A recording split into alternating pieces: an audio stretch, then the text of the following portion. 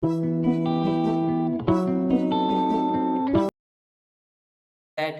while our planet is aging, most of us are more interested in getting Botox and cosmetic surgery done to make sure that we don't look as if we've aged. So, um, anything on mindset, Mukul, and it emerges as we speak. Because what is it that we can do to sensitize? Because I think that is also going to become a huge role.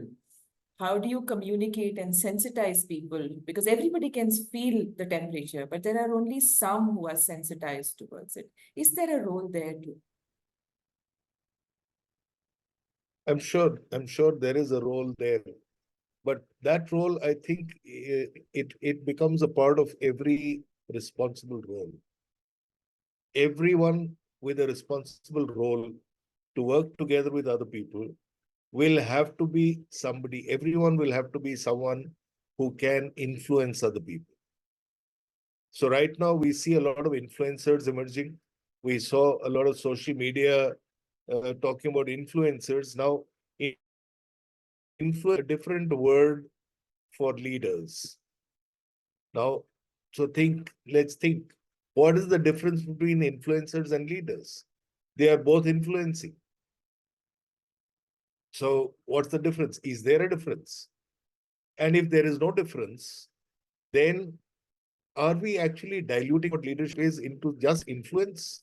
If it is just influence, then there is no direction to that. Because anything that I influence anyone else about adds to my credits as an influencer. Whereas leadership or value-driven leadership, which was one of the things that also was spoken about by the great ones, if you look at that, then that has a direction. That has certain things that do not happen there. So breaking mindsets or changing mindsets is something very important. But as I speak about that, a story that comes to mind is about ships and about the law of sailing. And this is a story about how to work with mindsets. And we often have mindsets when we work with people, and the most common people, the most common partner that we work with is our spouse.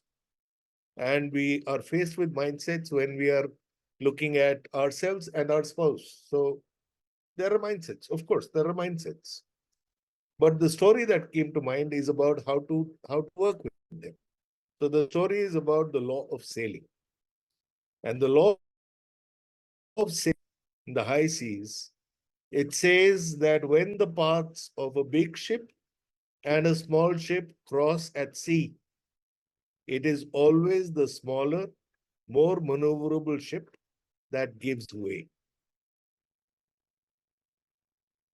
And the same is true because it's something like if I'm in an argument with my wife and we are both trying to convince each other of who's right, who's wrong, or what is to be done, what is not to be done.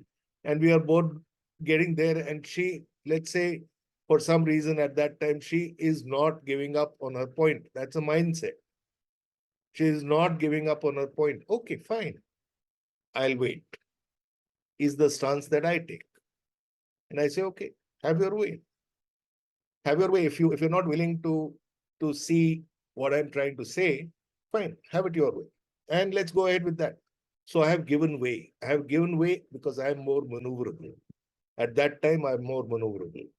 But my corollary to that law of sailing is it's also the smaller, more maneuverable, more powerful pilot ship that tugs the big one into harbor.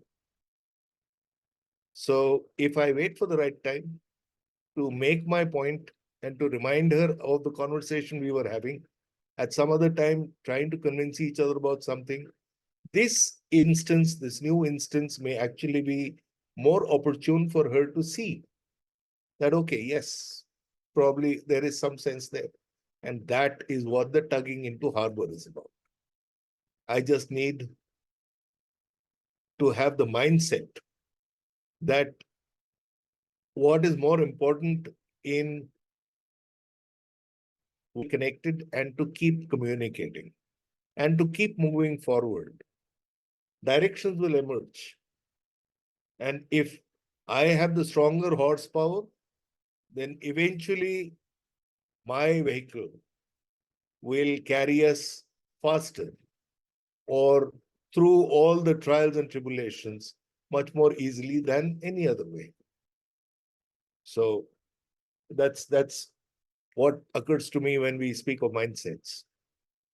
But of course, mindsets are it's a big field to study, and probably understanding more of our mind is how we understand the minds of others as well. So a lot of meditation, a lot of meditation is what helps. That's what has helped me. And I mean, it's something that I think can help a lot of us. Thank you for those wise and reflective words, and especially when one is looking at different perspectives, especially those perspectives not being aligned. And the example of the small and the maneuverable ship actually giving way. So allow people to do things their way. And if it works, great. If it doesn't work, then find the right time when they are willing to receive the information. I think that is important. So to not hold on to our point of view, but yet be willing to share it at the right time patiently is what I took away from that particular, and to keep your energy going, because if you lose it, then you won't be able to pull the ship to harbor. That's important. Okay. Absolutely. So the few people who are actually working very actively towards sustainability are probably trying to do this. They know that the masses may not be listening. They know that tomorrow it's going to become a mainstream force, but they're waiting for the right time and the right way to communicate. And I think there's a lot of psychology, technology, environmental science, and even chemistry and biology. Somebody who needs to get all of these skills in place will probably make a very good communications person who manages sustainability, communication. And I think that will also become a large part of the role of how do you communicate such that people are able to listen and probably revisit their habits, because everybody's work behaviors is going to affect whether our planet ages or doesn't. If you enjoyed this video, the Life Vidya series, and found it informative, do share, like, and subscribe to our channel for more updates. See you next time. Bye-bye.